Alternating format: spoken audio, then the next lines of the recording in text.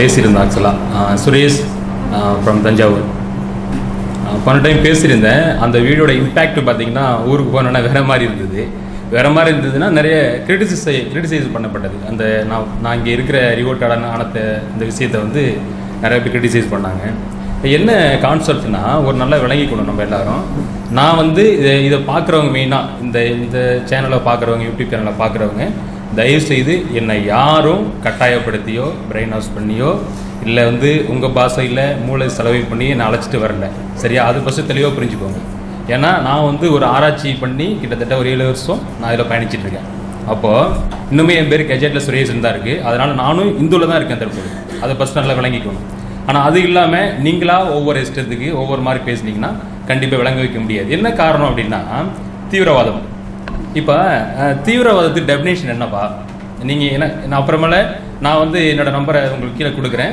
நீங்கள் எனக்கு யாராவது பார்க்குறவங்க எனக்கு எக்ஸ்ப்ளனேஷன் பண்ணுங்கள். யாராவது பேசியிருந்தீங்க, அதோட கமெண்ட் வேறு மாதிரி இருந்தது. பட் ஆனால் இப்போ எனக்கு தெரிஞ்ச விஷயம் உங்களுக்கு தெரியாது, உங்களுக்கு தெரிஞ்ச விஷயம் எனக்கு தெரியாது, நம்ம 2 பேர் தெரிஞ்ச விஷயம் 3வது மனுஷனுக்கு தெரியாது. எல்லாருக்கும் எல்லாம் தெரியணும் அவசியமும் இல்லை. சரியா? எதெல்லாம் சமகால பீரியடில் தெரியணுமோ அதெல்லாம் கண்டிப்பாக தெரியணும். சரிங்களா? என்னன்னா இந்த தீவிரவாதம்னா என்ன, அதுக்கு டெஃபினிஷன் எனக்கு நான் படித்த வரைக்கும் நான் வந்து ஒரு PhD மாணவன், 2வது அடுத்தது இன்னொரு PhD போயிட்டு இருக்கு. எனக்கு சரியான விளங்கலை, அதுக்கான டெஃபினிஷன் கிடைக்கல. ஏன்னா ஒவ்வொருத்தவங்களும் ஒவ்வொரு மாதிரி அதுக்கான ஒரு விளக்குவரை கொடுத்துருக்காங்க. இந்த விளக்குவரைக்கு தீர்வு என்ன புரிஞ்சுக்கணும். என்ன புரிஞ்சுக்கணும்னா நீங்கள் வந்து இந்த டெரரிசம் அதை பற்றி உலகளாவிய சிந்தனைக்கு போக வேண்டாம். இங்கே நடக்கிற பிரச்சனையை ஃபஸ்ட்டு நீங்கள் அனலைஸ் பண்ணணும். என்ன நடக்கிற பிரச்சனை என்ன? சரி, காந்தியை கொண்டது யார்? அதை ஃபஸ்ட்டு விளங்கிக்கணும். சரி, இந்திரா காந்தியை கொண்டது யார்? நெக்ஸ்ட் அடுத்தது வாங்க. இப்போ ரீசெண்டாக கல்புர்கி பெரிய ஒரு ஜாம்பவான். நெக்ஸ்ட்டு அவர் வந்து பார்த்தீங்கன்னா ஒரு பிற்போக்குத்தனத்தை உழைக்கக்கூடிய ஒரு ரைட்ரு, ரொம்ப ஒரு பயங்கரமான ரைட்ரு. அது என்ன பண்ண அவர் வந்து இப்போ கண்டெம்பரரி பீரியடில் நடக்கிற பிரச்சனையை, சமகால பீரியடில் நடக்கிற பிரச்சனையை அனலைஸ் பண்ணி மக்களை முற்போக்காக மாற்றக்கூடிய ஒரு சிந்தனையாளர். கிட்டத்தட்ட நிறையா ரைட்டு நம்ம சொல்லிகிட்டே போகலாம். நரேந்திர தபேல்கர் அப்படின்னு ஒரு ரைட்ரு, தாத்ரி அப்படின்னு ஒரு ரைட்ரு. நெக்ஸ்ட்டு வந்து கோவிந்த பன்சாரே. இந்த கோவிந்த பன்சாரே வரிகள்லாம் பார்த்தீங்கன்னு வச்சுக்கோங்களேன், ஐயோ அது சான்ஸே இல்லை. என்ன காரணம்னா இப்போ நடக்கிற பிரச்சனையை கரெக்டாக அப்படியே எடுத்து பேசி மக்கள் மத்தியில் இந்து மதத்தில் இருக்கிற பிரச்சனை எடுத்து பேசுவார். நான் இந்துவில் தான் இருக்கேன், தயவு செய்து நல்லா விளங்கிக்கணும். நான் சுரேஷ் இந்துவில் தான் இருக்கேன். சரியா? வேறு எங்கேயும் போகலை. அப்போ நீங்கள் என்ன பண்ணணும்னா இப்போ கிறிஸ்டியன் என்ன பண்ணுறாங்க, எங்கே பார்த்தாலும் பைபிளை வச்சு ப்ரேயர் பண்ணுறாங்க. சரியா? இங்கே வேல் யாத்திரை நடக்குது, எங்கள் மதத்தில் வேல் யாத்திரை நடக்குது. சரியா? இப்போ இங்கே இஸ்லாமியர்கள் இந்த குரானை தூக்கிக்கிட்டு வீதிக்கு வந்தால் என்ன ஆகும் அதனால் புரிஞ்சுக்கணும். அதாவது இந்த குரானை தூக்கிக்கிட்டு வீதிக்கு வந்தாங்கன்னு வச்சுக்கோங்களேன், அவ்வளோதான். இங்கே அத்தனை பேர் மாறிடுவான். இங்கே மாற விடாமல் யார் வச்சிருக்கிறது? நீங்கள் தான். பிரச்சனை என்ன யார் தெரியுமா? நம்ம தான் இங்கே யாரையும் விளங்கப்படாமல் அடிமைங்கிற ஒரு விஷயத்தை சிக்க வச்சு ஒவ்வொருத்தனுக்கும் ஒரு அடிமை. நான் பேசுறது யாருக்கும் கேட்டிங்கன்னா தயவு செய்து இந்த பட்டியலின பீப்புள் மட்டுமே அப்படிங்கிறத நினச்சிட்டு பார்க்கக்கூடாது. அந்த பார்வையில் அங்கே என்ன பண்ணுறான்னா ஐயங்காரு வடகலை தென்கலை இருக்குது. சரியா? அங்கேயும் சமத்துவம் கிடையாது. நல்லா புரிஞ்சுக்கோங்க. அதாவது வடகலை தென்கலை அங்கேயும் பிரிவினவாதம் இருக்குது. நம்பூதிரி ஐயங்காருக்கு பொண்ணு கொடுக்க மாட்டான், அவன் வீட்டுக்கு போக முடியாது, தண்ணியோட கொடுக்க மாட்டான். சரியா? அப்போ இந்த பிரச்சனை வந்து என்னவா இருக்கப்படுதுன்னா எல்லாருக்குமான ஒரு பிரச்சனை. நீ உடனே பார்க்குறவன் என்ன பண்ணுவான், இவர் வந்து இதில் பாதிக்கப்பட்டிருக்கிறார் அதனால இப்படி போறாரு அப்படிங்கிற பார்வையில் பொதுவாக சொல்லக்கூடாது என்னை பொறுத்த வரைக்கும். சரியா? நான் சமகால பீரியடை அனலைஸ் பண்ணி இப்போ நான் வந்து ஒரு ஊரில் வந்து பட்ட பேர் ஐயான்னு சொல்லி கூப்பிடுவாங்கண்ணே. நான் அது வேறு என்ன காரணம் அப்படின்னா ஐயாங்கிற மீனிங் என்னன்னா ஆசிரியர், அதுதான், வேற எந்த அர்த்தம் இல்லை. ஆனால் இதுவே என்ன பண்ணப்படுதுன்னா சமூகத்தில் பணியாற்ற முடியல. காரணம் என்ன? உன்னை எது பணியாற்ற விடாமல் பண்ணுது? அங்கே நான் இந்துவில் இருந்தாலும் மக்களுக்கான கல்வியை கொடுத்தாலும் அவன் என்ன பண்ணுறான், நீ ஏன் படிக்கிறேன்னு சொல்கிறான்.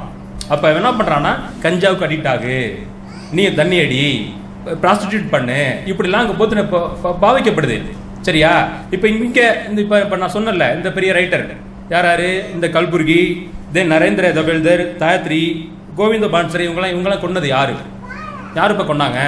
அவங்க எல்லாம் இந்து தானே, இந்து மதத்தில் தானே இருந்தாங்க. நீ கடலை கடந்து சிந்திக்க வேண்டாம். சரியா? கடல் கடந்து சிந்திக்கிறதுக்கு கொஞ்சம் மூளை வேணும். சரியா? நான் மூளைலாம் சொல்லல, அங்கே அந்த இடத்துக்கு போக வேண்டாம். என்ன பண்ணுறோன்னா சமகாலம் நடக்கிற பிரச்சனையை நீ அனலைஸ் பண்ணணும். சரியா? அனலைஸ் பண்ணாமல் விட்டுட்டீங்கன்னா யாருக்கு இப்போ அனலைஸ் பண்ணால் விட்டதுனால தான் நான் எங்கள் அம்மா விட்டேன், எங்கள் அம்மா இறந்து போயிட்டாங்க, பெரிய அறிவாளி. நான் அவங்கள விட்டுட்டேனே இந்த போய் வருத்தப்படுறேன். சரியா? எதுக்காக சொல்ல வரேன்னா, உண்மையான பாதை என்ன அதை ஃபர்ஸ்ட் விளங்கிக்கணும். நம்ம உண்மையான பாதை என்னன்னு விளங்காமையே ஆளுக்கு ஒவ்வொரு கல்ச்சர், ஆளுக்கு ஒவ்வொரு விதமான, நம்ம எல்லாம் தமிழ்ல தான் இருக்கோம், அது நம்ம ட்ரெடிஷ்னல் கல்ச்சர் தான்.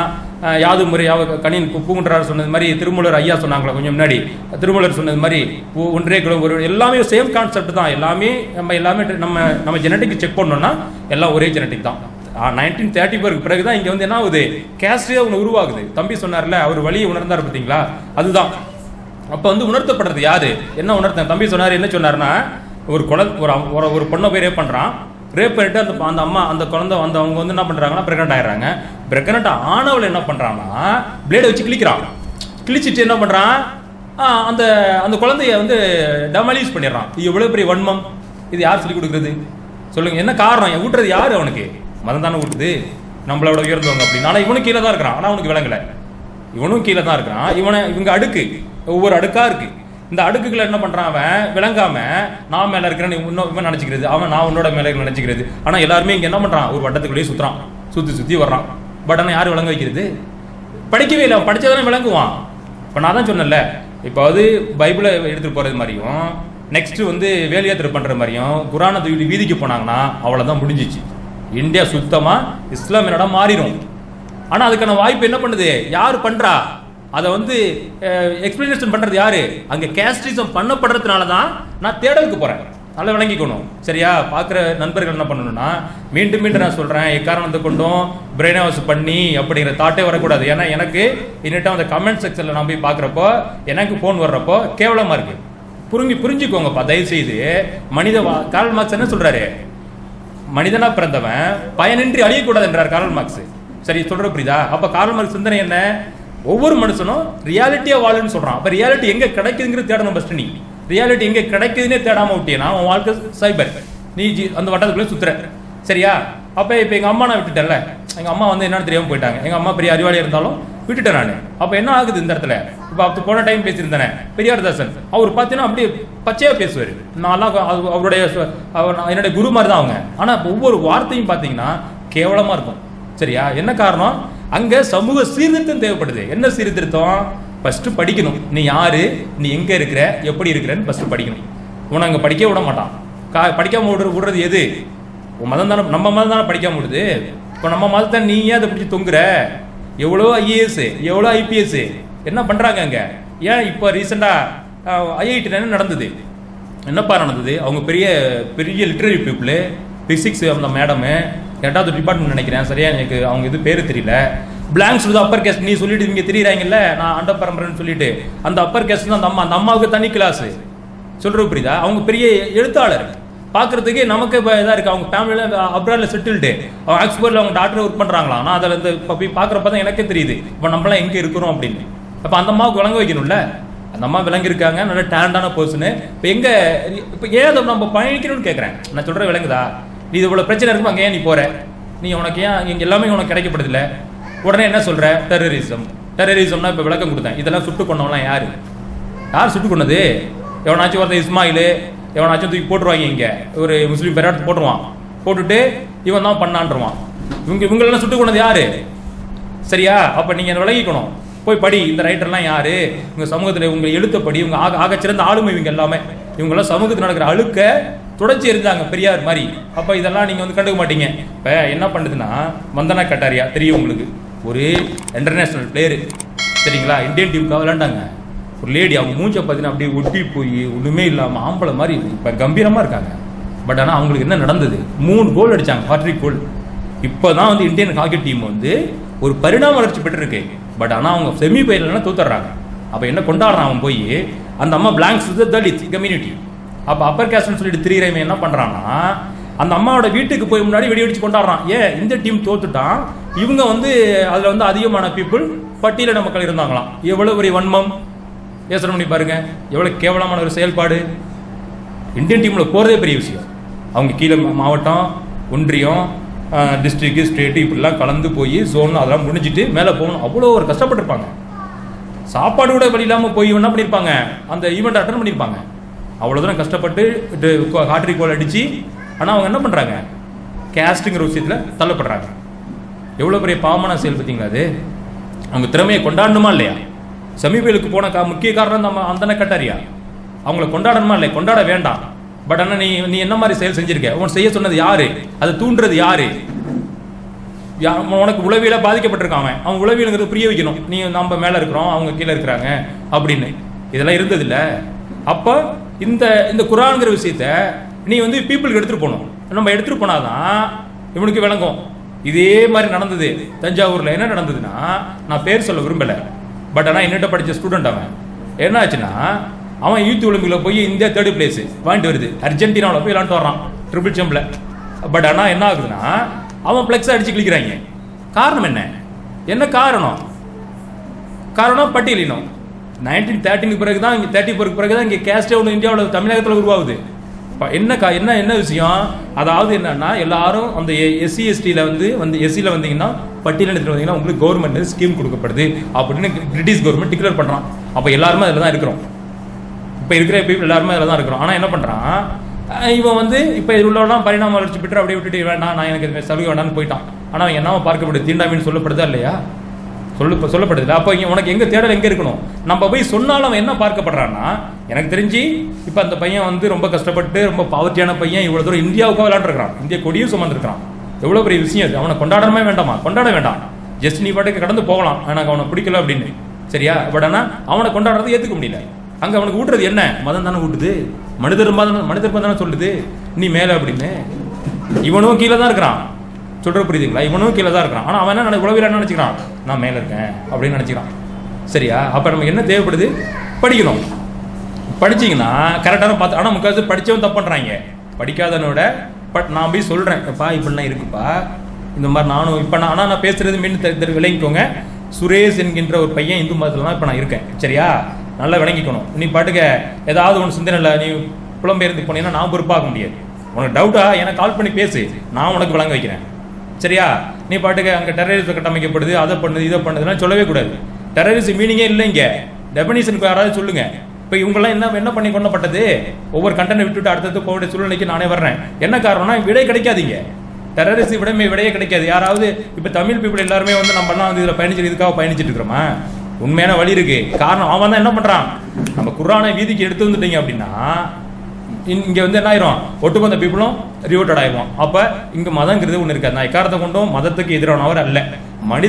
சக மனிதரை பார்க்கப்படும் நோக்கத்துல தான் பார்க்கிறேன் தவிர இந்து மதம் எனக்கு எதிரியும் கிடையாது, நட்பும் கிடையாது. நல்லா விளங்கிக்கணும், சரியா? அப்ப நீங்க என்ன பண்றோம்னா, உங்க மதத்துல இருக்கிற அழுக்கனை எடுக்கணும். அதாவது என்னன்னா, அது கும்பகோணத்துல அம்பேத்கர் தன்னுடைய சுயசரிதையில் எழுதியிருக்கிறார். என்ன எழுதியிருக்கிறாருன்னா, கும்பகோணத்தில் நடந்த ஒரு இன்சிடென்ட் என்ன பண்ணியிருக்கிறாரு, அப்போ இருக்கிற இந்த பட்டியலின்னு சொல்ற பீப்புள், அந்த அங்க இருக்கிற வந்து அப்பர் காஸ்ட் சொல்லிட்டு இருக்கிற அந்த நம்பூதிரி ஐயங்கார் ஐயர்லாம் வந்து ஊருக்குள்ள வந்தாங்கன்னா, இங்க நேட்டிவ் பீப்புளா இருக்கிற இண்டிஜினியஸ் பீப்புளா இருக்கிற தமிழ் பீப்புள் அவங்கள வந்து விரட்டி அடிச்சு சாணியத்தை வச்சு விளக்கம் அடிச்சு விரட்டுவாங்களாம். இது இருக்கு. அம்பேத்கர் தன்னுடைய சுயசரிதையில அவர் கிடைச்ச தரவு அடிப்படையில அவரு எழுதியிருக்கிறார், சரியா? அப்ப என்ன பண்ணுதுன்னா, அப்ப எவ்வளவு ஒரு பிரச்சனை இங்க நடந்துட்டு இருக்கு, அதை விளங்கிக்கணும்ல. சக மனிதன் இங்க பார்க்கப்படாதான பிரச்சனை. இப்ப யார் இங்க வந்து மதத்தை பரப்புறாரு? இவங்க தான் பரப்புறாங்க. இந்து மதத்தில் உள்ள நீ இங்க இருக்காத, ஓடிடு, நாங்களாம் இப்படிதான், நாங்க அரக்கனை தான் இருப்போம், நாங்க இப்படிதான், நீ இங்க இருந்தீங்கன்னா உனக்கு பிரச்சனை இதுதான் அப்படின்னு அவன் தான் விரட்டுறான் அவனை. அப்ப இங்க சோசியல் ரிஃபார்மர் கொண்டு வரது யாரு? அவனவே கொடுக்குறான். ஆனா அவனவே என்ன சொல்றான், தீவிர கட்டமைக்கு எப்படின்றான். இப்ப நான் பேசிட்டு போன பிறகு அவன் சொல்ற ஒரே வார்த்தை, அந்த கண்டென்ட்டை கொண்டு வரான். அப்ப நிறைய எனக்கு ஆக சிறந்த பேச வேண்டிய நிலைமை நிறைய இருக்கு, கருத்து இருக்கு.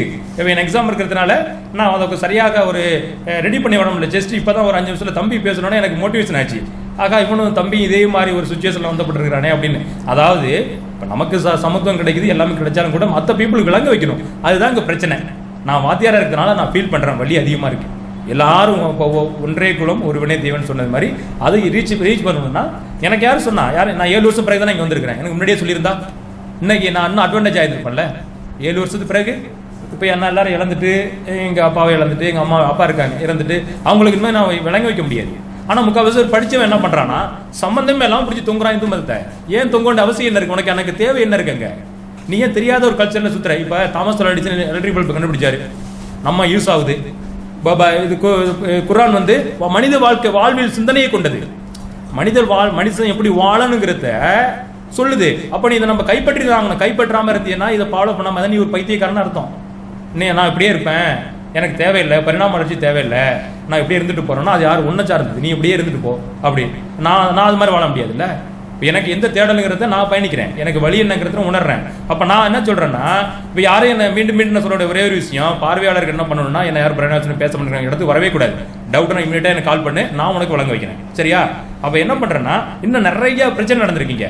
இன்னமும் வடநாட்டில் போய் பாருங்க, வட மாநிலத்தில் ஒரு இடுப்பில் வந்து என்ன பண்ணணும், ஒரு விளக்கமரம் வச்சுக்கணும், ஒரு இச்சி துப்புறது ஒரு பாத்திரம் வச்சுக்கணும், கூட்டுற பாதை தொடச்சி விடணும், கூட்டி விடணும். இது எவ்வளவு பெரிய ஒரு ஒரு பாவமான செயல். இது யார் கட்டமைக்கிறது? யார் சொல்லி கொடுத்துருக்கா உங்களுக்கு? யார் சொல்லி கொடுத்துருக்கா? சொல்லி கொடுத்தது யாரு? இந்து மதம் சொல்லி கொடுத்தது. அப்ப நான் என்ன செய்யறேன்னா, இப்ப என்னால செய்ய அம்பேத்கர் செய்ய முடியாத, பெரியார் செய்ய முடியாத, இங்க வந்து மதத்தை அப்படி தூங்கிட்டு இருக்க நீ செய்ய, நீ வந்து கிரியேட் பண்ண, இங்க வந்து எல்லா படைப்பையும் உருவாக்கு. முடியாது. அம்பேத்கர்ல முடியல, பெரியாராலேயே முடியல. இன்னும் எவ்வளவு ஜாம்பவான், கல்புர்கி முடியல. இங்க இந்தியாவில் எடுத்துட்டு போனா, தமிழகத்தில் எடுத்து நிறைய ஜாம்பவான்கள், அப்துல்லா பெரிய புரட்சியாளர் முடியல, அப்துல்லா என்கின்ற பெரியார் தாசன் முடியல, எல்லாம் விட்டுட்டு தான் வர்றாரு. காரணம் என்ன? அவனை திருத்த முடியல. காரணம் உடனே பிரெயின் வாஷ் பண்ணி எடுத்துட்டு போறாங்க. சரி, அப்படி இருக்கட்டுமே, நல்ல விஷயம் தானே உனக்கு கிடைக்குது இல்ல, நீ இப்ப பயனடைஞ்சிக்கோ. ஏன் அதுலயே பிடிச்சி தூங்கிட்டு அவசியம் என்ன இருக்கு? நான் மீண்டும் சொல்றேன், எந்த மதத்துக்கும் நான் வந்து உயர்வு தாழ்வு இல்லாம எல்லா மனிதரையும் சகமா பார்க்கக்கூடிய எனக்கு சிந்தனைவாதி நான். அதுக்காக நான் இங்க பேசுறேங்கிறதுக்காக வேண்டி நீ முஸ்லீம் மதம் உயர்ந்தது, இல்ல கிறிஸ்டின் மதம் வந்து தாழ்ந்தது, இல்ல இந்து மதம் தாழ்ந்தது ஒருபோதும் கிடையாது. எனக்கு எல்லா இடத்தும் நண்பர்கள் இருக்கிறார்கள். நான் என்னைக்குமே பொது சிந்தனைவாதி. சரியா? கார்ல் மார்க்ஸ் சிந்தனையை பேசுறேன், லெனின் சிந்தனையை பேசுறேன்னா, அம்பேத்கர் சிந்தனையை பேசுறேன்னா, நான் வந்து அது உள்வாங்கி படிச்சிருக்கிறேன். சமகால பீரியட்ல எல்லாமே இங்க தேவை. இது தேவையா இருந்தா மட்டும் தான் நம்ம இங்க வாழ முடியும். இல்லைன்னா ஒண்ணுமே. எவ்வளவு பீப்புள் வந்து இப்ப முப்பாட்டன் எடுத்துக்கங்க, இந்த கட்டமைப்புல வந்து போனா இடுப்புல வேட்டி கட்ட முடியல, செருப்பு போட முடியல, துண்டு வச்சுக்க முடியல. இப்ப நம்ம முப்பாட்டை எப்படி ஆக்கப்பட்டான்? காரணம் என்ன? யார் ஆக்குனது? யாருப்பா ஆக்குனது? நீங்க தானே ஆக்குனீங்க. நம்ம மதம் தானே ஆக்குனது. நம்ம மதத்துல என்ன எவ்வளவு விஷயம் இருக்கு, நான் சொல்லப்படாத விஷயம். அதனால என்ன பண்றேன்னா, தயவு செய்து நல்லா விளங்கிக்கோங்க, நீங்க யாரும் மாற வேண்டிய அவசியம் இல்லை. இங்க இஸ்லாத்துல வந்து அவ்வளவு சீக்கிரம் யாரும் ஏத்துக்கவும் மாட்டாங்க. நல்லா விளங்கிக்கோ. 7 இயர்ஸா நான் போயிட்டு இருக்கேன், என்ன இன்னமும் ஏத்துக்கல. சரியா? விளங்கிக்கோ. தயவு செய்து நீங்க மாற வேண்டிய அவசியம் இல்லை. நீ அங்க இருக்கிற குரானை படிச்சுட்டு விளங்கிட்டு நீ பீப்புளை திருத்து, நீ சமூக சீர்திருத்த போராடு, உன்கிட்ட இருக்கிற அழுக்கடினே நீனே சுத்தப்படுத்து. ஆனா அதுவும் செய்ய மாட்டேன், சுத்தம் பண்றவனையும் விட மாட்டேன். அப்ப நம்ம என்ன சரி, பாவம் அவனுக்கு எதுவுமே கிடைக்காம இருக்குப்பா, கடைகோடியில் இருக்கிறான், அவனுக்கு ஒண்ணுமே விளங்கல. குரானா என்னன்னு தெரியல, சமத்துவம்னா என்னன்னு தெரியல, ஒரு செருப்பு போட முடியல, ஒரு வண்டி வாங்க முடியல, ஒரு கார் வாங்க முடியல. கார் வாங்கினா வண்டி வாங்கினா அவன் என்ன பண்றான், அப்பர் காசு சொல்றான், அவன் எடுத்து கல்லெடுத்து அடிக்கிறான், வண்டியில வந்து பஞ்சர் போடுறான், இவன் வண்டியில போறான், வண்டி பிடிச்சி உடைக்கிறான். இதெல்லாம் நடந்திருக்கு, நீங்க போய் எல்லா ஊர்லயும் நடந்திருக்கு. அப்ப புரியணும் அவனுக்கு எல்லா சுச்சுவேஷனும் சமகாலத்தில் எப்படி நம்ம வாழ போறோம், இதெல்லாம் தேவை, இதெல்லாம் தேவையில்லாது. நம்ம எல்லாரும் சாவதானம் போறோம், ஒரு நாளைக்கு எல்லாரும் சாரோம் நம்ம தானே. அப்ப நம்ம நல்ல வழியை ஃபாலோ பண்ணானா, ஆனா ஃபாலோ பண்றது பண்ணாத உங்க விருப்பம். நான் என்னுடைய விஷயம், நான் வந்து கடைசி வரையும் டீச் பண்ணிக்கிட்டே இருப்பேன். இது என்னுடைய தொழில், ப்ரொஃபஷன் வந்து என்ன, என்னுடைய தொழில் என்ன, டீச் பண்றது தான் மாணவருக்கு. சரியா? எனவே தயவுசெய்து இதை புரிந்து கொண்டு நல்லா விளங்கி கொண்டு உங்களுக்கு என்ன தேவைங்கிறத நீங்க ஃபாலோ பண்ணுங்க. ஓகேவா? அஸ்ஸலாமு அலைக்கும்.